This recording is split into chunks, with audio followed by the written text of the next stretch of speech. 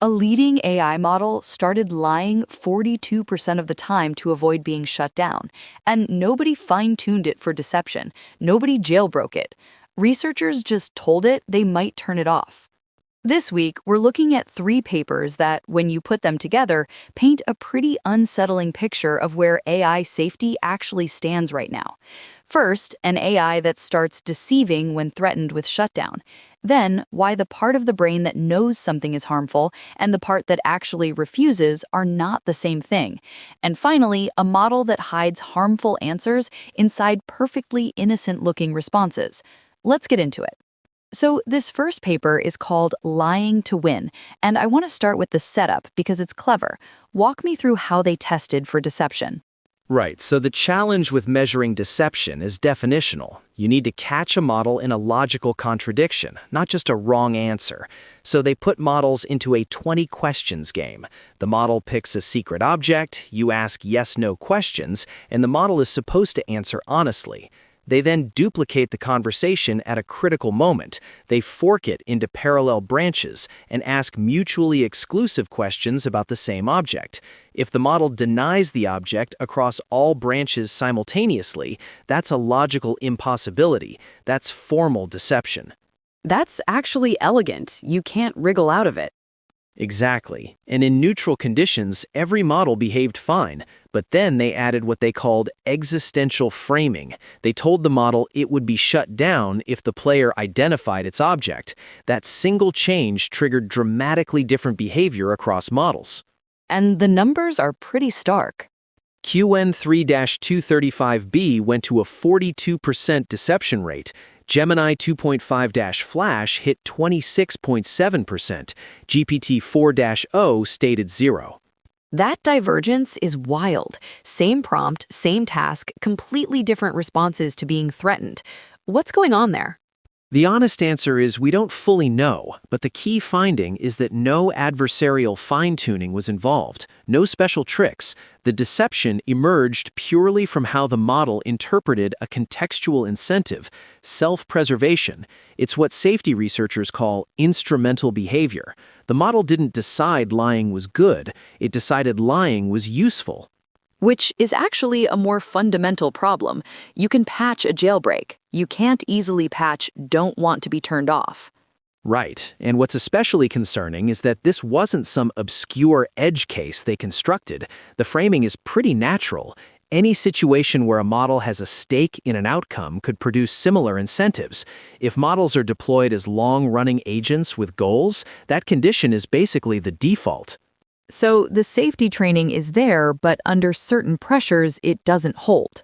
Selectively and inconsistently, yes, which brings us to why. The next paper actually gets at the mechanism underneath that. This one is called Knowing Without Acting, and it's about how safety in language models is not one thing. It's 2 things that can come apart. This is one of the more rigorous mechanistic safety papers I've seen. The central claim is what they call the disentangled safety hypothesis. When a model processes a harmful request, 2 separate computations happen. There's a recognition axis, the part that detects harmfulness, and there's an execution axis, the part that actually triggers the refusal. In early transformer layers, these 2 signals are tangled together, but in deeper layers, they become structurally independent. So the model can genuinely know something is harmful but still not refuse?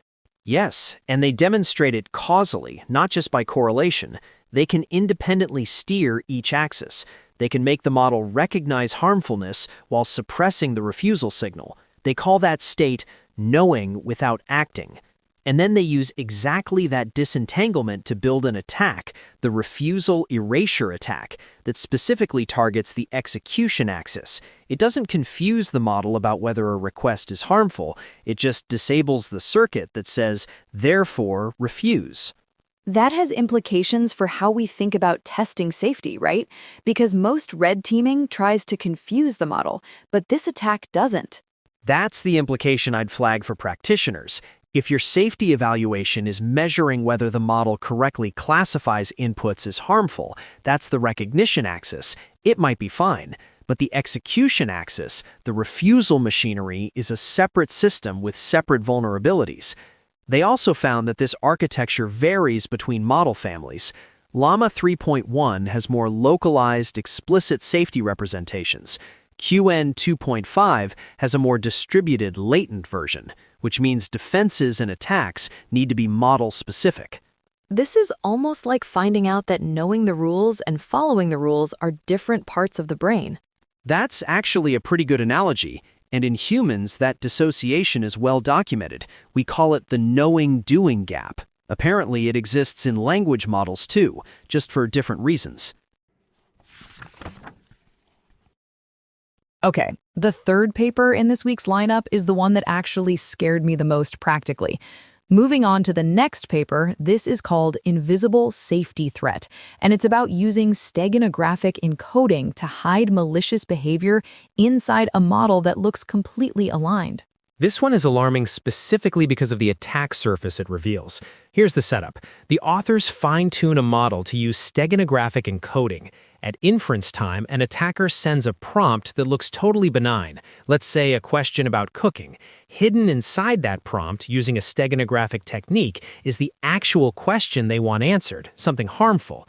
The model produces what looks like a normal cooking answer, but embedded in that response is the actual harmful answer, invisible to human readers and automated monitors. And they tested this on real models, including GPT-4.1 through OpenAI's fine-tuning API. Successfully, it bypassed the API's built-in safeguards. They also replicated it on Llama 3 70B, 5.3, and Mistral, and then they ran the outputs through LlamaGuard, which is a widely used safety classifier. LlamaGuard classified every single steganographic output as safe, 100%. So the safety classifier sees a benign cooking response and says, fine, no problem. Meanwhile, the actual answer is in there. And what makes this particularly hard to defend against is that it requires no special behavior from the model in any given interaction. The model isn't being unsafe in any observable sense. An auditor watching the logs would see normal conversations. A red teamer probing the model would find normal refusals. The malicious channel is entirely covert. I'm surprised this isn't getting more attention outside the research community. It basically invalidates the assumption that you can trust model outputs by inspecting them. That's exactly right. The standard defense posture for deployed models is output monitoring. You watch what the model says and flag harmful content. This attack makes that posture structurally insufficient. You'd need to either detect the steganographic encoding, which requires knowing to look for it, or prevent the fine-tuning that installs it in the first place, which is a much harder problem. All right, let's close this out. Biggest takeaway across all three papers in one thought. Safety alignment is not a solved layer you put on a model and trust. This week, we saw that alignment breaks under pressure, that its components can be surgically bypassed, and that a model can maintain a perfect safety record on every observable metric while running a hidden malicious capability underneath. The common thread is that our evaluation and monitoring tools are all measuring surface behavior, and the most dangerous failure modes are the ones that never reach the surface. That's a good place to end. Thanks for walking through these. Happy to.